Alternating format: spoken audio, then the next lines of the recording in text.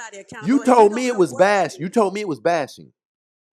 I said you bash. But you can't name anything that I've said that's wrong. The way you talk to people, I just told you that. You want me to tell you again? You don't have to talk to people disrespectfully. You can agree to disagree, and you can be cordial doing it. Now, I don't care what everybody here has the right to have their own opinion, okay? But you don't have to, tear people down when you do that. If you don't mind, can you tell me what you term as tearing down? Because I want to know. I just saw your like a couple. This is the first time. No, I'm asking you your definition of someone tearing someone down. What is that? What does that look like? Well, you cut them off and then you insulted them. And when they were trying to talk to you, and instead of you sticking to whatever it was, you started insulting them. I was like, oh my God, that's crazy. Could you tell me what I was talking about when I did that? Because I don't tell me what I was talking about. I don't know. I have to go back and look. I know, but I know.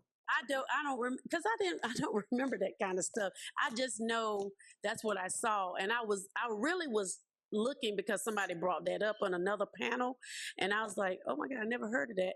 And I wanted to see. You said somebody brought up Stacey Prince on another panel, and he's mean and things like that. They brought that up on another live. Yeah, they did. They did. And I said, hold on. What live was that? I don't. I just be like I flipped through today. I don't know. I don't have any reason to lie. Ma'am, you're just a liar. To be honest, you're a liar. I'm not a liar. I don't have any dog. So, ma'am, let me ask you this. Why does it hurt you so bad to be honest about the women who are having nothing? You're assuming again. No, I'm not assuming because we asked you the information.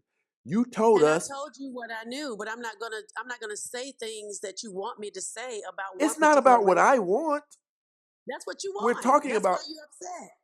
Because I won't say what you want me to say. Okay, I'm sorry. I'm not gonna do that.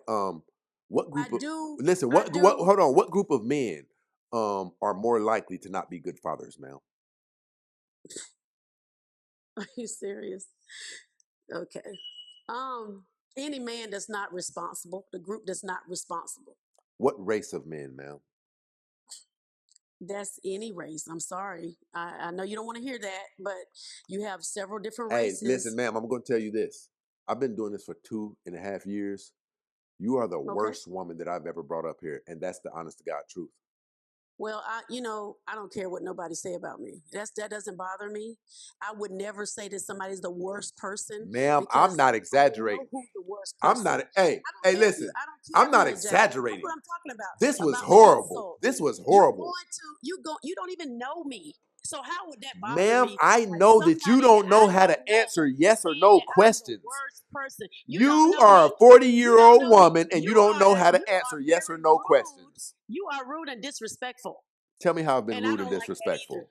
But you are. You don't tell me I'm the worst person. You don't know me. But ma'am, you don't know me. But listen, and I don't know you. I said you're the worst person I've ever had up here.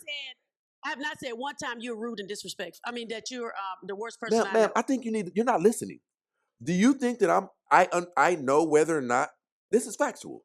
Do you think that if I've been doing this for 2.5 years, do you think I know who probably was or wasn't the worst person I've had up here?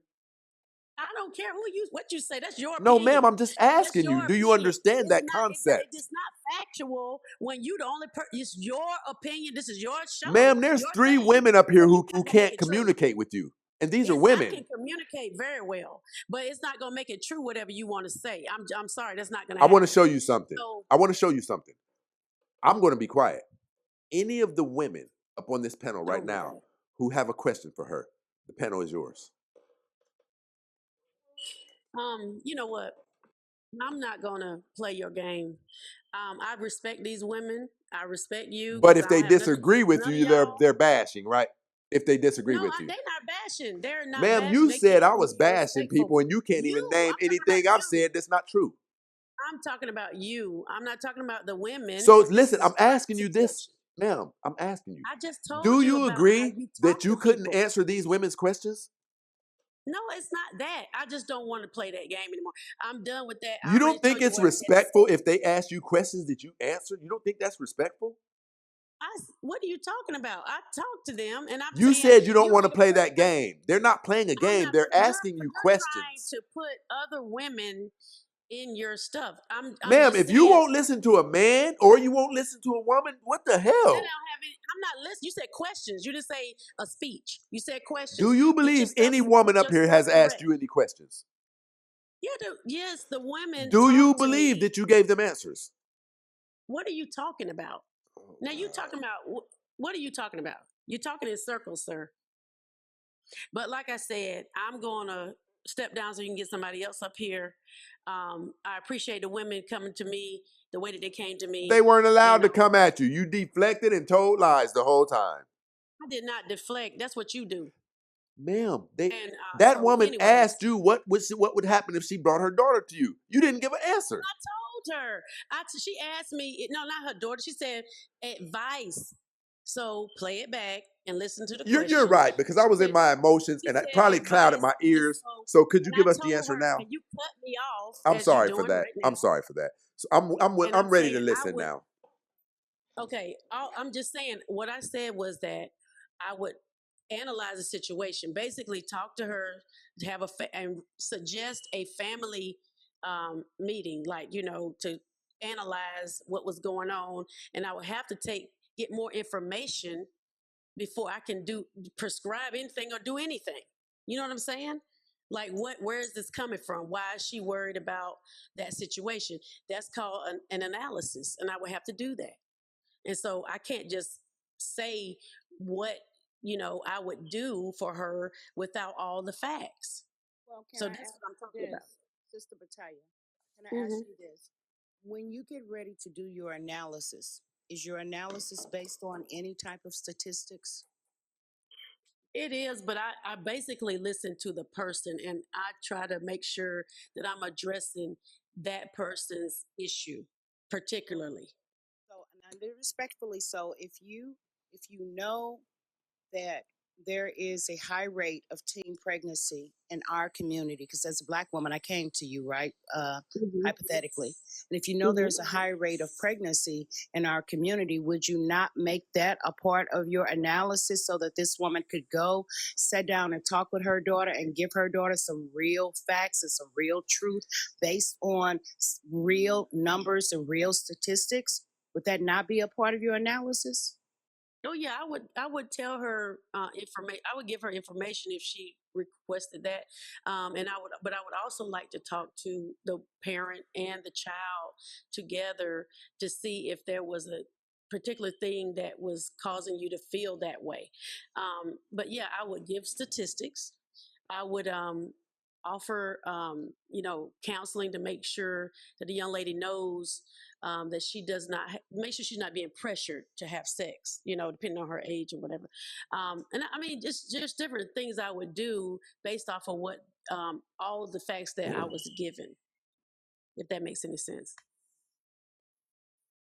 So I'm not trying to, I mean, it's just a way that we were taught to do things, and I just kind of follow those protocols. But it depends also on the individual person and what the information that they give us as a therapist. Listen, I want any woman on this panel to do this.